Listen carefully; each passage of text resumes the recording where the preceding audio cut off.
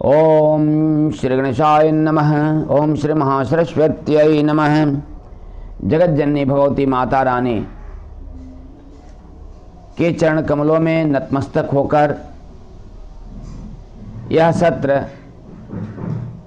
चैत्र शुक्ल पक्ष एकादशी के महात्म्य कथा एवं विधि के लिए आप सबों के समक्ष उपस्थित है। चैत्र शुक्ल पक्ष की एकादशी अर्थात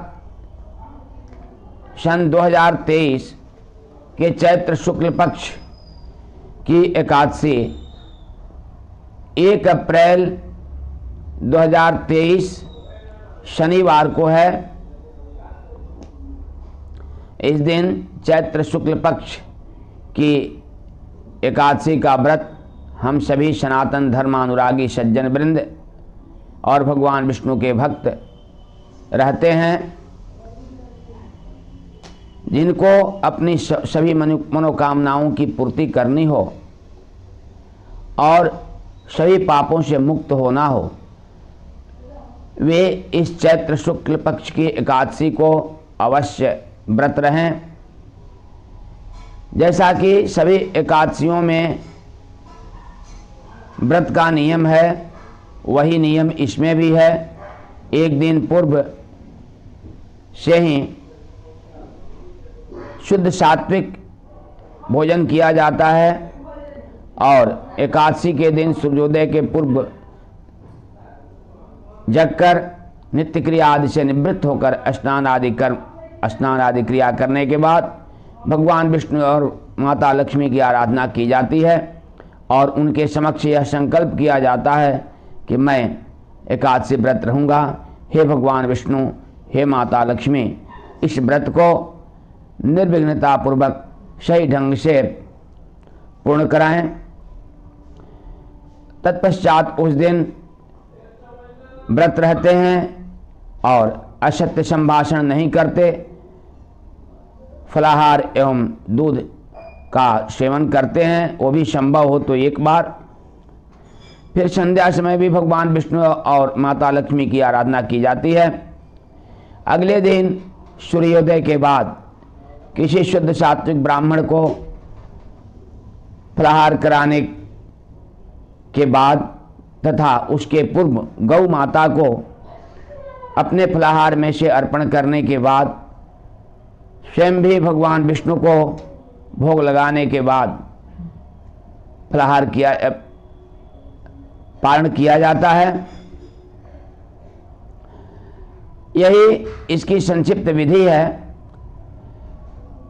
इसे कामदा एकादशी व्रत कहते हैं, अर्थात सभी प्रकार की मनोकामनाओं की पूर्ति इससे होती है। युधिष्ठिर ने भगवान कृष्ण से इसके बारे में तथा इसकी कथा के बारे में पूछा था। भगवान कृष्ण ने इसे युधिष्ठिर से बताया कि जो प्रश्न तुम मुझसे करते हो वही प्रश्न एक बार वशिष्ठ मुनि से राजा दिलीप ने पूछा था कि सभी प्रकार की मनोकामनाओं की पूर्ति एवं सभी पापों से मुक्ति के लिए कौन सा पर्व या कौन सी एकादशी की जाए। तो परम श्रेष्ठ ऋषि वशिष्ठ जी ने बताया था कि सनातन धर्म के अनुसार नवीन वर्ष जो प्रारंभ होता है उसी में चैत्र शुक्ल पक्ष की एकादशी को एकादशी व्रत रहकर सभी प्रकार की मनोकामनाओं की पूर्ति की जा सकती है एवं सभी पापों से मुक्त हुआ जा सकता है। इसकी कथा इस प्रकार है। एक बार एक राज्य में पुंडरीक नामक राजा राज्य करते थे। वहां पर देवताओं का, गंधर्वों का, अप्सराओं का भी आना जाना लगा रहता था। वे बहुत ही धर्मात्मा राजा थे। उनके राज्य में 2 पति पत्नी रहते थे। एक एक का नाम ललिता था पत्नी का, और उसके पति का नाम ललित था। ये दोनों भी भगवान विष्णु के भक्त थे और नृत्य कला में प्रवीण थे। उनके राज्य में ये नृत्य करते थे। नृत्य करने के क्रम में इन दोनों का नृत्य पर से ध्यान भंग हुआ और एक दूसरे को देखने लगे। इससे राजा पुंडरीक कुपित होकर ललित नामक उस व्यक्ति को श्राप दे दिया कि तुम जाओ और राक्षस बन जाओ। इसके परिणाम स्वरूप वह ललित नाम का गंधर्व राक्षस बन गया। अब उसकी पत्नी बहुत ही चिंतित हुई। वह ललित नाम का राक्षस जहाँ जाता उसके पीछे पीछे उसकी पत्नी भी जाती। वह जंगलों में रहने लगा। जंगलों में ही उसका अनुसरण उसकी पत्नी करने लगी। एक बार वे दोनों विंध्याचल पर्वत पर चले गए। वहाँ श्रृंगी ऋषि का आश्रम था। उस आश्रम में जाकर उसकी पत्नी ने इससे मुक्ति का उपाय पूछा।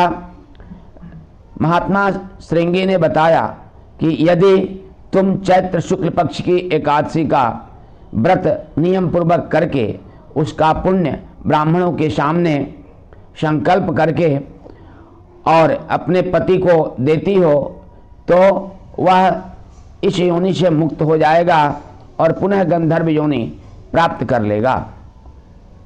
ठीक वैसा ही उसकी पत्नी ललिता ने किया और चैत्र शुक्ल पक्ष की एकादशी का व्रत रहकर अगले दिन ब्राह्मणों के सामने संकल्प करके उस पुण्य को अपने पति को अर्पित कर दिया।